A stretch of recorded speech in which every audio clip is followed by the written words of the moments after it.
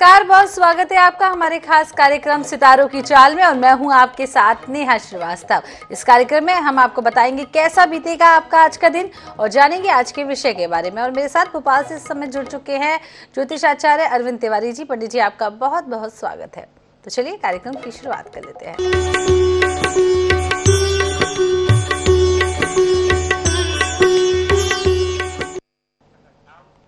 तो सबसे पहले बात कर लेते हैं आज के पंचांग के बारे में। पंडित जी, क्या कुछ कहता है आज का पंचांग? जी नमस्कार। INS 24/7 के सभी दर्शकों को मेरा बहुत बहुत नमस्कार। और जो भी दर्शक विभिन्न प्लेटफॉर्म पे हमारे इस लोकप्रिय कार्यक्रम यानी सितारों की चाल को देख रहे हैं, उन सभी को भी मेरा बहुत बहुत नमस्कार। शुरुआत करते हैं आज के ग्रह गोचर और पंचांग से। तो आज 13 सितंबर 2023 का दिन है। दिन बुधवार का है। भाद्रपद मास के कृष्ण पक्ष की आज चतुर्दशी तिथि है। शाम को अमावस्या लग जाएगी। आज विक्रम संवत 2080 वर्तमान में चल रहा है। शक संवत 1945 है। आज का जो राहु काल है दोपहर में 12 बजे से 1:30 बजे के बीच में राहु काल रहेगा। आज का जो ग्रह गोचर है कुछ इस प्रकार से बनता है। देखिए, सूर्य इस समय सिंह राशि में है और चंद्रमा का गोचर भी सिंह राशि में। मघा नक्षत्र का दूसरा चरण इस समय चल रहा है। मंगल इस समय कन्या राशि में है। बुध इस समय सिंह राशि में वक्री है। 18 तारीख यानी अगले सोमवार से वो मार्गी हो जाएगा, तो उसके बहुत शुभ परिणाम देश को देखने को मिलेंगे। वहीं गुरु इस समय मेष राशि में वक्री गति से भ्रमणरत है। शुक्र कर्क राशि में मार्गी गति से भ्रमणरत है। शनि कुंभ राशि में वक्री गति से भ्रमणरत है। राहु मेष राशि में वक्री गति से भ्रमणरत है और केतु तुला राशि में वक्री गति से भ्रमणरत है। तो ये था आज का ग्रह गोचर और पंचांग। तो ये तो बात हुई आज की ग्रह गोचर और पंचांग के बारे में। अब बात कर लेते हैं आज के विषय के बारे में। आज हम बात करेंगे कि क्या आपकी कुंडली में प्रेम विवाह का योग है या नहीं। तो किस तरीके से पंडित जी पता चलता है कि आपकी कुंडली में प्रेम विवाह का योग है या नहीं? बिल्कुल, देखिए बहुत सारे लोगों के प्रश्न आते हैं कि क्या हमको प्रेम विवाह करना चाहिए या हमारी कुंडली में प्रेम विवाह जैसे योग हैं या नहीं। तो ये अपने आप में एक बड़ा विषय है, क्योंकि आज का दौर युवाओं का दौर है और युवा कुछ भी करना चाहते हैं, लेकिन कई बार बिना सोचे समझे विवाह कर लेते हैं, जिसके चलते बहुत परेशान होते हैं। देखिए, हमारे यहाँ हम रोज नियमित रूप से ग्रहों की बात करते हैं, ज्योतिष की बात करते हैं और जिसमें बहुत विनम्रता से बताते हैं कि भैया कुंडली मिलाकर विवाह करें, लेकिन युवा है आकर्षण के तहत आकर कहीं ना कहीं वो विवाह कर लेते हैं। आखिर ऐसे कौन से योग होते हैं जन्म कुंडली में जिसके चलते प्रेम विवाह जैसी चीजों की तरफ आप मनुष्य आगे बढ़ जाता है? तो देखिए, सबसे पहला जो ग्रह है जो कि प्रेम विवाह के योग बनाता है वो है चंद्रमा। चंद्रमा, जैसा हम हमेशा बताते हैं, चंद्रमा मन का कारक है, यानी कहा गया है चंद्रमा मनसो जायते, यानी मन का कारक ग्रह चंद्रमा।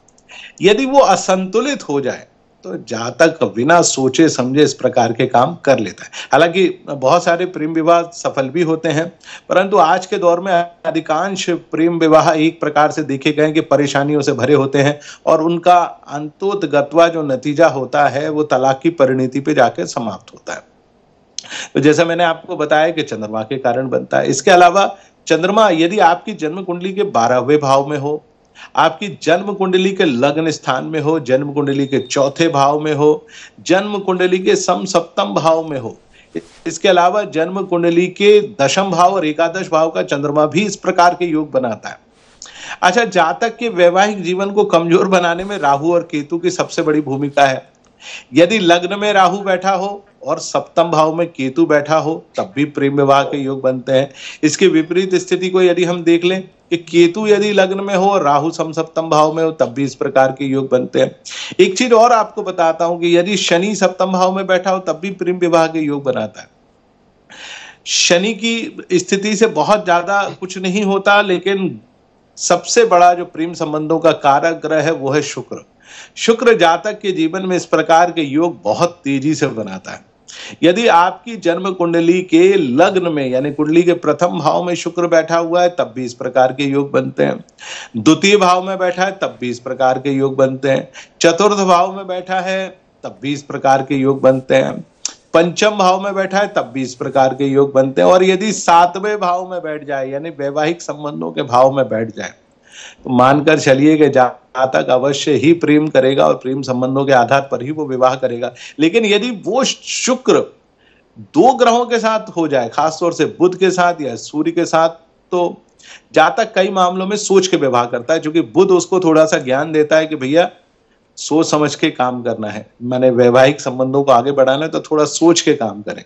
और वहीं सूर्य क्या होता है, अमूमन शुक्र को या तो अस्त कर देता है या उसके प्रभाव को थोड़ा कम कर देता है। तो जातक थोड़ा सोच समझ के विवाह करता है, लेकिन जाता उसी तरफ है। अष्टम भाव में यदि शुक्र बैठ जाए तब भी जातक प्रेम विवाह और प्रेम विवाह जैसी चीजों की तरफ आगे बढ़ता है।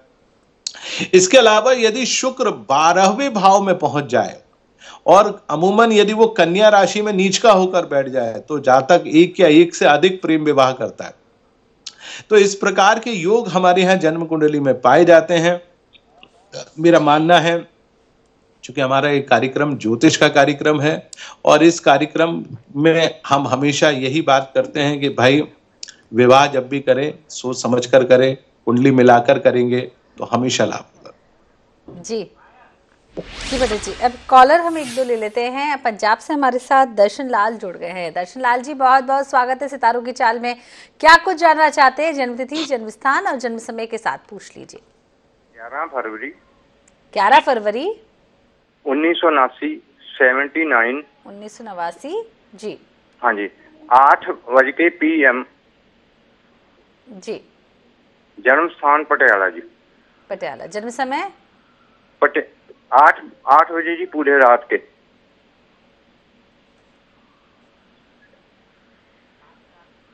क्या जानना चाहते हैं भाई दर्शन जी? आचार्य जी, सेहत ठीक नहीं रहती, कब तक ठीक हो जाएगी जी? देखिए 2 कारण हैं। चूंकि आपकी कुंडली सिंह लग्न और कर्क राशि की बनती है, चंद्रमा अश्लेषा नक्षत्र में बृहस्पति और चंद्रमा दोनों कंजक्शन में पड़े हुए हैं। सेहत के भाव का जो स्वामी ग्रह है सूर्य, वो अष्टम भाव में पड़ा हुआ है मंगल के साथ। तो और दूसरा विंशोत्तरी महादशा जो दर्शन जी आपकी चल रही है वो चंद्रमा की चल रही है, और चंद्रमा में हालांकि बृहस्पति का प्रत्यांतर है, लेकिन जो है परेशानी तो बनी रहती है।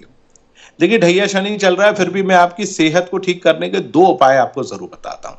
उनको आप करेंगे दर्शन लाल जी तो जरूर लाभ होगा। तो उपाय नंबर 1 ये है कि आप सीधे हाथ की जो तीसरी उंगली है, जिसको हम अनामिका या रिंग फिंगर कहते हैं, उसमें तांबे में एक माणिक्य रत्न जड़वा कर लगभग जिसका वजन 10 से 12 रत्ती का हो जरूर पहनिए। और सीधे हाथ की सबसे छोटी उंगली में यानी लिटिल फिंगर में एक 24 रत्ती का गोल मोती जरूर चांदी में जड़वा कर पहनिए। ये दोनों रत्न आपको बहुत लाभ देंगे। स्वास्थ्य में जो परेशानी आ रही है उसमें कमी अवश्य आएगी। तो ये दोनों रत्न आपको अवश्य लाभ देंगे। अगले कॉलर की ओर रुख कर लेते। राजस्थान से हमारे साथ जुड़ गए हैं बिशन दास। बिशन दास जी, बहुत बहुत स्वागत है सितारों की चाल में। क्या कुछ जानना चाहते हैं? जन्मतिथि, जन्म स्थान और जन्म समय के साथ पूछ लीजिए। मैं बिशन दास बोल रहा हूँ, बाड़मेर राजस्थान से जी। हाँ, मेरी बच्ची के बारे में, उसका जन्म 21 नवंबर 1992 में हुआ है, शाम को, शनिवार शाम को 6 बजे। 21 नवंबर 1992। 21 नवंबर 21 नवंबर।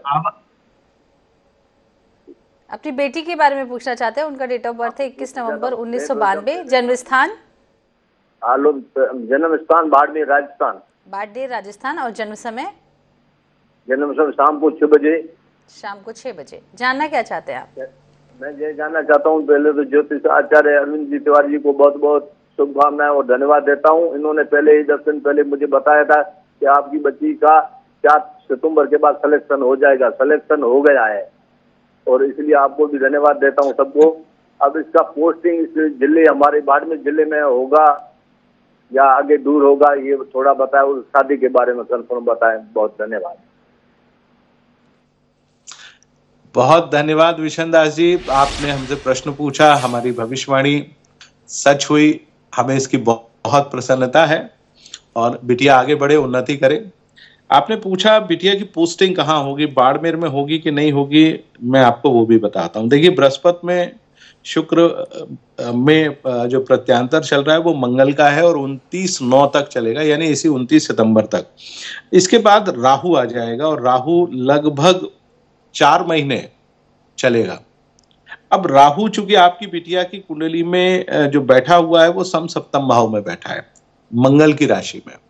तो आप मान के चलिए कि जो उत्तर पूर्व की जो दिशा है वहां पे पोस्टिंग होना चाहिए जन्म स्थान से।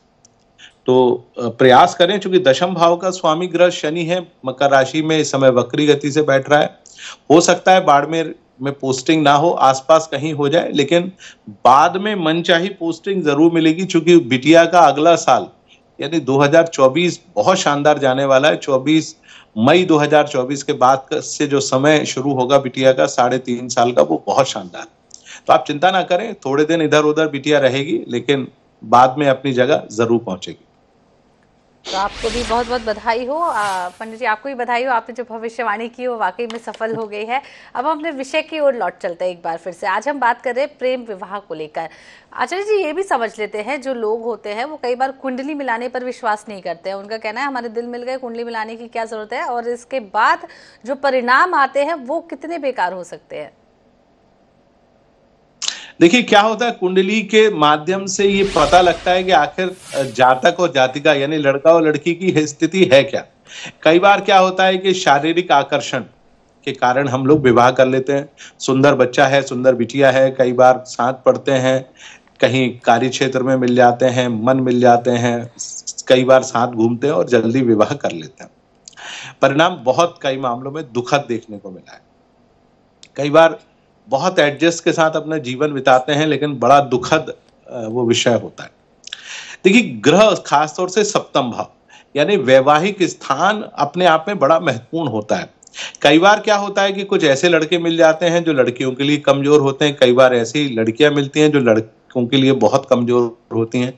अर्थात कहने का तात्पर्य यह है कि ग्रहों का मिलान होना बेहद जरूरी है। हमारे यहाँ पहले जो अष्टकूट पद्धति थी उससे हम लोग कुंडली मिलान करते थे, यानी आपका वर्ण, वैश्य, तारा, ग्रह मैत्री, भकूट इत्यादि से मिलाकर, यानी अष्टकूट यानी 8 प्रकार की जो चीजें हैं उससे हम कुंडली मिला देते थे। परंतु अब ये तरीका पुराना हो चुका है। आज के दौर में इस प्रकार से कुंडली मिलान नहीं होता है। कुंडली मिलान का आजकल आधुनिक तरीका क्या है? देखिए बच्चे और बच्ची दोनों की कुंडलियों को सामने रखा जाता है, यानी दोनों की जो लग्न कुंडलियां हैं उनको सामने रखते हैं और एक एक भाव को मिलाने का प्रयास करते हैं। क्या लग्न से लग्न की मैत्री है? क्या सप्तम भाव की सप्तम भाव से मैत्री है? क्या अष्टम भाव की अष्टम भाव से मैत्री है? क्या द्वितीय भाव जन्म कुंडली का बड़ा महत्वपूर्ण भाव होता है। कई मामलों में द्वितीय भाव में बैठा हुआ मंगल उतना ही कठोर मांगलिक होता है जितना कि सप्तम और द्वादश भाव में बैठा हुआ मंगल। तो बड़ी समस्या होती है, वैवाहिक जीवन चलता ही नहीं है। माने शुरुआत होती है और 2 महीने 3 महीने निकले और ऐसा मनमुटाव होता है, ऐसा लगता है कि हम जन्म जन्मांतर के शत्रु हैं। तो आप देखेंगे कि इस प्रकार कुंडली में मंगल, शनि, सूर्य, यहां तक कि चंद्रमा जैसा सॉफ्ट ग्रह, माने जिसको हम कहा जाता है बहुत ही सुंदर ग्रह होता है, वो जातक को तंग नहीं करता, लेकिन कई मामलों में चंद्रमा ही जातक के वैवाहिक जीवन को खराब कर देता है। तो इस प्रकार यदि आप बिना कुंडली मिलाए विवाह करेंगे उसकी परिणति कई बार बहुत खराब होती है। आज के दौर में आप देख रहे हैं लिव इन रिलेशन में लोग रहते हैं और अंतोदगत्वा किसी ना किसी की हत्या हो जाती है या ऐसे दुष्परिणामों को भोगना पड़ता है जिसकी कल्पना ना लड़के ने की है ना लड़की ने की। जी, एक और कॉलर लेते हैं पंडित जी। यहाँ पर रघुवीर हमारे साथ मध्य प्रदेश नरसिंहपुर से जुड़ गए हैं। रघुवीर जी, बहुत बहुत स्वागत है सितारों की चाल में। क्या कुछ जानना चाहते हैं आप? गुरु जी के चरणों में कोटि कोटि वंदन। गुरु जी आपने मकान के बारे में जो बताया था, मेरा मकान बन गया है गुरु जी। आप शुभ मुहूर्त बता दीजिए गुरु जी, गृह प्रवेश में कब करूं गुरु जी? बहुत बहुत बधाई हो रघुवीर जी, हमारी भविष्यवाणी एक बार पुनः सच हुई और आपका मकान जैसा शुभ कार्य आपका शुरू हो रहा है, बहुत ही खुशी की बात है। देखिए गणेश चतुर्थी 19 तारीख को है और भाद्रपद मास की कृष्ण पक्ष की चतुर्थी बहुत ही शुभ संयोग होता है। इस दुनिया के प्रथम पूज्य देवता जो कि रिद्धि और सिद्धि के पति हैं और जिनके पुत्र क्षेम और लाभ हैं, ऐसे प्रभु के जन्म उत्सव के अवसर पर आप घर में प्रवेश करें, वास्तु शांति कराएं, भगवान गणपति की पूजा करें, उनकी मूर्ति की स्थापना करें और एक चीज हमेशा ध्यान रखें, सत्यनारायण की कथा जरूर कराइएगा और यदि संभव हो तो अखंड रामायण का पाठ कराइए, ताकि उस घर में किसी भी प्रकार की अतृप्त शक्तियों का प्रवेश वर्जित हो जाए। जी, तो एक और कॉलर हम यहाँ पर ले लेते हैं। दिल्ली से अंजलि हमारे साथ जुड़ रही हैं। अंजलि जी, बहुत बहुत स्वागत है सितारों की चाल में। क्या कुछ जानना चाहती हैं आप पंडित जी से? जन्मतिथि, जन्म समय और जन्म स्थान के साथ पूछ लीजिए। मेरा बेटे का जन्म तो है गुड़गांव का, कपिल नाम है उसका, और 1991 का जन्म है। जी जी, थोड़ा धीरे बोलिए और जोर से बोलिए। अच्छा, वो और आप अपने टीवी का वॉल्यूम कम करेंगी तब आपकी आवाज हम तक ठीक तरीके से पहुंचेगी। Okay okay. वो एक जनवरी का जन्म है 1991, और उसका 1991। जन्म स्थान गुड़गांव है। और लड़का ना प्रेम विवाह करना चाहता है, जो ये पंडित जी बोल रहे हैं, तभी मैं पूछ रही हूँ। हम मना भी कर रहे हैं लेकिन मान नहीं रहा है। कुंडली में सिर्फ 15 गुण मिले हुए हैं, तो वो उसकी शादी के बारे में ही पता कर रहे हैं। जन्म का समय एक बार दोहरा दीजिए, जन्म का समय बोलिए आप थोड़ा सा। जन्म का समय रात का 1:25 है। 31 की रात थी और 1 जनवरी थी 91 में। 1 जनवरी 1991, 1:25 गुड़गांव। हाँ जी, रात का टाइम है, रात का। जी, मैं बहुत विनम्रता से आपके बेटे को मना करूंगा। अष्टम भाव में मंगल है, बिल्कुल प्रेम विवाह नहीं करे, क्योंकि चौथे भाव में शुक्र, शनि और राहु भी बैठे हुए हैं। और साथ ही साथ कुंडली में अंजलि जी पितृ दोष बना हुआ है सूर्य और बुध के कारण। यदि ये प्रेम विवाह करेंगे तो 4 महीने के बाद ही ये परेशान होना शुरू हो जाएंगे, और जिस लड़की से इनका विवाह होगा वो बीमार भी होने लगेगी। तो बहुत ध्यान से आप इनका विवाह करें, इनको समझाएं। नहीं हो तो व्यक्तिगत परामर्श भी आप उससे ले सकती हैं। मैं उसमें आपके बेटे को समझा भी दूंगा कि उसको क्या करना चाहिए। जी, तो व्यक्तिगत परामर्श भी आप पंडित से ले सकती हैं। तो अब हम रुक कर लेते हैं आज के दैनिक राशिफल के बारे में। पंडित जी, क्या कुछ कहता है आज का दैनिक राशिफल? बिल्कुल नेहा जी, एक एक करके 12 राशियों का राशिफल हम बता देते हैं, और सबसे पहले शुरुआत करते हैं मेष राशि से। तो मेष राशि वाले जातकों का समय अब बेहतर हो रहा है, सुधर रहा है। कामकाज की स्थिति और भी बेहतर होगी, मन प्रसन्न रहेगा। आज शिक्षा और प्रतियोगिता के लिए समय बहुत ही अच्छा है। धर्म कर्म में आपकी रुचि बढ़ेगी, मन बेहद प्रसन्न बना रहेगा।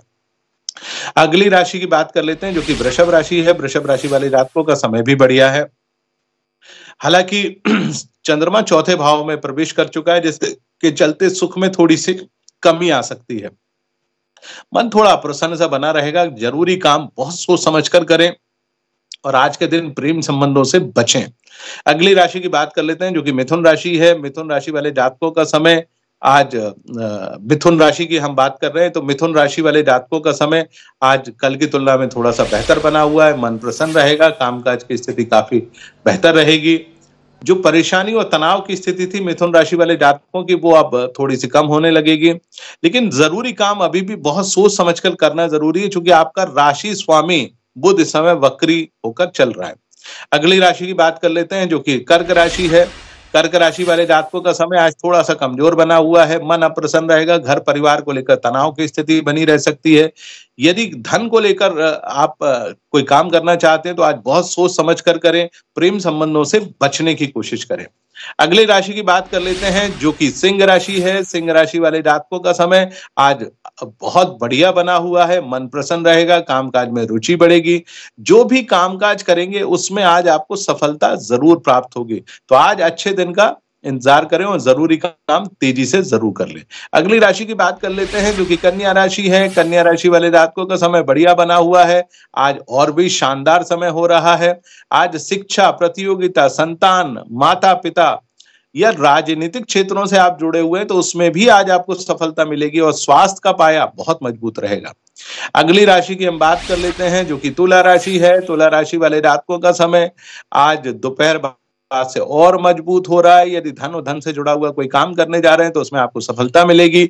संतान को लेकर यदि कोई चिंता मन में बनी हुई थी तो वो दूर होगी। शेयर मार्केट या प्रॉपर्टी से जुड़ा हुआ कोई काम करना चाहते हैं तो आज उसमें भी आपको सफलता जरूर प्राप्त होगी। अगली राशि यानी वृश्चिक राशि की बात कर लेते हैं। वृश्चिक राशि वाले जातकों का समय आज बेहद शानदार है। कामकाज की स्थिति काफी बेहतर रहेगी, तनाव कम होगा। यदि आप शेयर मार्केट, प्रॉपर्टी या कोई भी महत्वपूर्ण कार्य करने जा रहे हैं तो थोड़ा सलाह लेकर जरूर करिएगा। क्योंकि आज आपको किसी की सलाह की आज बेहद आवश्यकता है। प्रेम संबंधों और वैवाहिक संबंधों में थोड़ी सी खटास रह सकती है। अगली राशि की बात कर लेते हैं जो कि धनु राशि है। धनु राशि वाले जातकों का समय अब बेहतर बना हुआ है और भी बेहतर हो सकता है। भाग्य में आ रहे अवरोध दूर होंगे, धर्म कर्म में आस्था बढ़ेगी। यदि आप कार्य क्षेत्र को लेकर कोई यात्रा करने जा रहे हैं तो आपकी यात्रा सफल और सुखद जरूर होगी। बुध आपको मदद जरूर करेगा। अगली राशि की बात करते हैं जो कि मकर राशि है। मकर राशि वाले जातकों का समय आज कल की तुलना में काफी बेहतर बना हुआ है और शाम से थोड़ा और बेहतर होने जा रहा है। तो जितने भी आपके आवश्यक कार्य हैं उनकी योजना बना लें और आने वाले जो 6-7 दिन हैं वो बहुत बेहतर होंगे। विरोधी आज थोड़ा सा कमजोर जरूर बना रहेगा। अगली राशि की बात करते हैं जो कि कुंभ राशि है। कुंभ राशि वाले जातकों का समय बढ़िया है। चंद्रमा का सप्तम भाव में गोचर आपको अनुकूलता दे रहा है। राजनीतिक, आर्थिक, सामाजिक या संबंधों के आधार पर कोई काम करने जा रहे हैं तो उसमें जरूर सफलता मिलेगी। प्रेम संबंधों में लाभ की स्थिति रहेगी, लेकिन सलाह यही है कि जरूरी कामकाज तेजी से कर ले। अगली राशि की बात कर लेते हैं जो कि मीन राशि है। मीन राशि वाले जातकों का समय आज ठीक नहीं है। मन थोड़ा शांत रहेगा, कामकाज में रुचि नहीं रहेगी। जरूरी कामकाज बहुत सोच समझ कर करें और आने वाले दिनों में योजना बनाकर काम करेंगे तो जरूर लाभ होगा। तो ये था आज का राशिफल। तो आज के कार्यक्रम में हमने बात की कि आपकी कुंडली में प्रेम विवाह का योग है या अरेंज मैरिज का, ये भी आपने जाना। और भोपाल से मेरे साथ जुड़े हुए थे ज्योतिष आचार्य अरविंद तिवारी जी। बहुत बहुत शुक्रिया आपका पंडित जी तमाम जानकारी साझा करने के लिए। तो चलिए सितारों की चाल में फिलहाल इतना ही। आप देखते रहिए IANS 24/7। नमस्कार।